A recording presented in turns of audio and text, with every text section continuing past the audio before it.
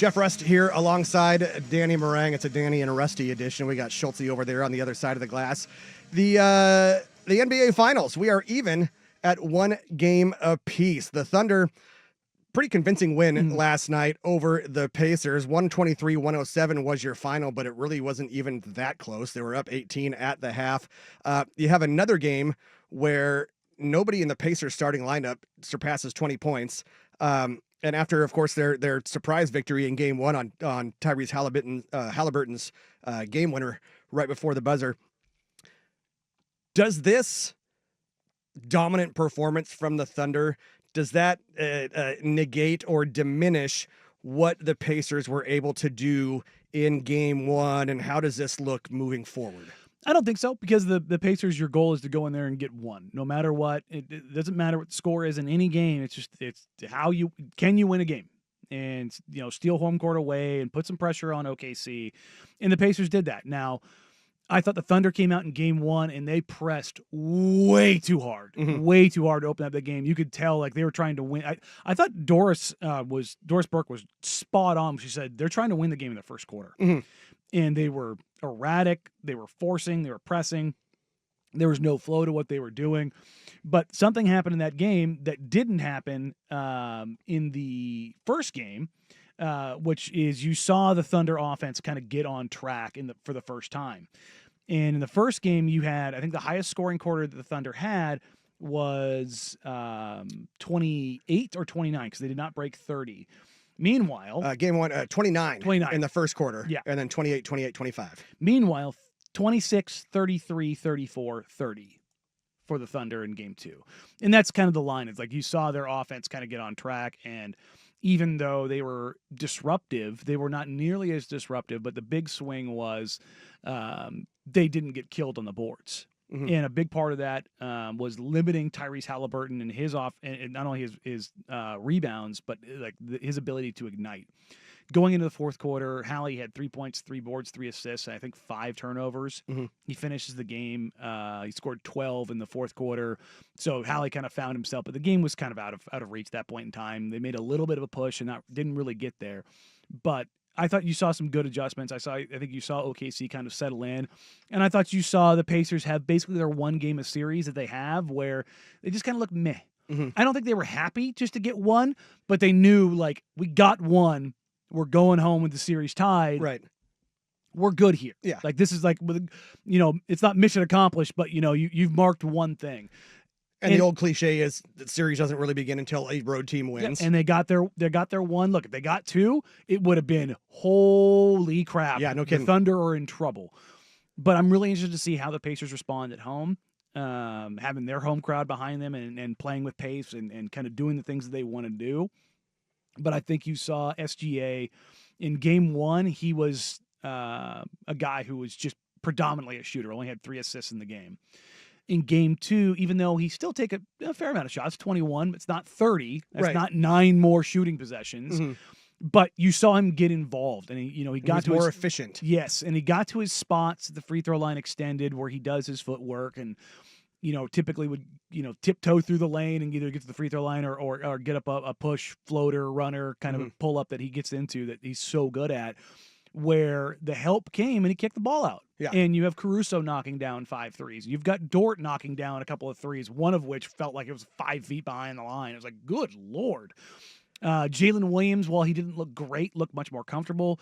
Chet certainly looked much more comfortable. And I thought you saw kind of not the best OKC can play, but I think you saw a much better version of them. Right.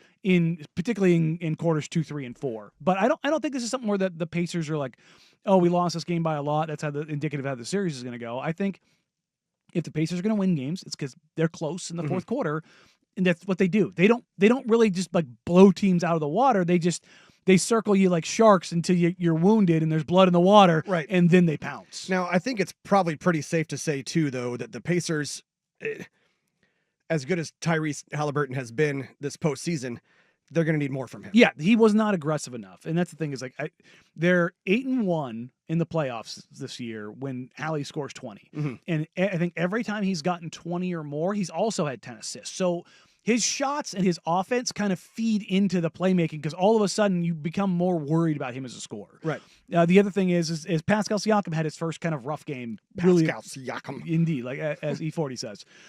15 points on 3 of 11. He did really well getting to the free throw line, 9 free throw attempts.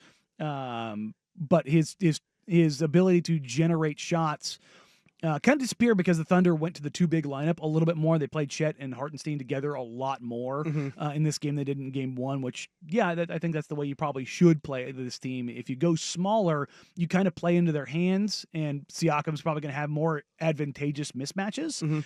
But yeah, I look at this game and I go, I think the Thunder kind of figured some stuff out, but I also think the Pacers figured some stuff out in a defeat. In like, okay, if they're going to play bigger, how do we kind of match that? How can we get Siakam his advantages? What do we need to do? And Carlisle's one of the best in the league, best in the world at finding those things. So that's what's interesting me for Game 3. How much of the difference between Game 1 and Game 2 do you think was the Thunder bench? Because in Game 2, you had Caruso and Wiggins combined for 38 points.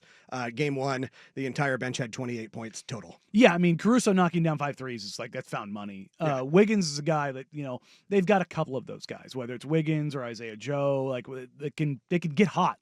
And Wiggins was in his bag. It wasn't just knocking down catch and shoot shots. Like he was good. He was kind of like Nembhard was for the Pacers in the first game, where like, if he's got it going, it can be a problem. And that's kind of what we've always talked about with this OKC team this season is, it's SGA, yes, it's Jalen, yes, it's Chet, but also it's the other guys, and they can show up on any given night. And when you're going to get that kind of production off your bench while also getting the production you expect from the big three, that's what makes this team frustrating. I think that's why the Pacers want to turn SGA into a scorer, is to kind of limit the effect that the others can have.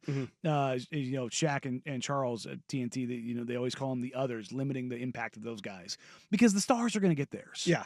And if you can limit the other guys, that's easier to limit those guys than it is to limit an MVP. Yeah. It's because Rick Carlisle even said, he's like, you can guarantee before Game 3, SGA, he's going to put up 34 points when he gets off the plane. Yeah. So the big deal here, I think Tyrese Halliburton does need to do more. 14 points in Game 1, 17 in Game 2. I think he needs to assert himself more. He needs to put up more shots. Yeah. 13 attempts in Game 1, 13 in Game 2. And 12 of those 17 points came in the fourth quarter. Yeah. When the game was a little further out. It's like, if you're looking at it glass half full, they lost, but Hallie kind of found some stuff later in the game. If you're looking at it half empty, well, he never really got it going until the game didn't matter. And I think if you're Halliburton, you'd rather have found something that was working and go, okay, look, I wasn't as aggressive as I needed to be, but I found the level of aggression that I kind of need to have earlier in the game. And that doesn't necessarily mean scoring, but it's being aggressive. And I think that's the thing, is that it's not Hallie isn't a capable scorer. It's just sometimes he doesn't push the issue because he lets other guys do it, which feeds into their ethos. It's kind of what they are. They've got two games now. Well, that's what you're supposed to do as a point guard too. In that they've got 2 games now where nobody has scored over 20. They won the first time, they lost the second time. I think they need to have, him and Siakam do need to kind of share more of that burden and need to be more productive. It's a level of aggressiveness more than anything, more than, I don't want to take away from the Thunder because defensively they were great because they had Wallace, they had Caruso, they had Dort really working hard on Halliburton because you basically have 48 minutes of a plus defender on you, which is difficult. Right. But this is the finals. You got to find a way. Yeah. So to quote one of our fine sponsors on this station, I forget the exact name of them, but they're a window joint where Dad said they wanted to be a go-giver instead of a go-getter. Well, guess what? At this point, Tyrese Halliburton, he needs to be a bit more of a go-getter and a little bit less of a go-giver.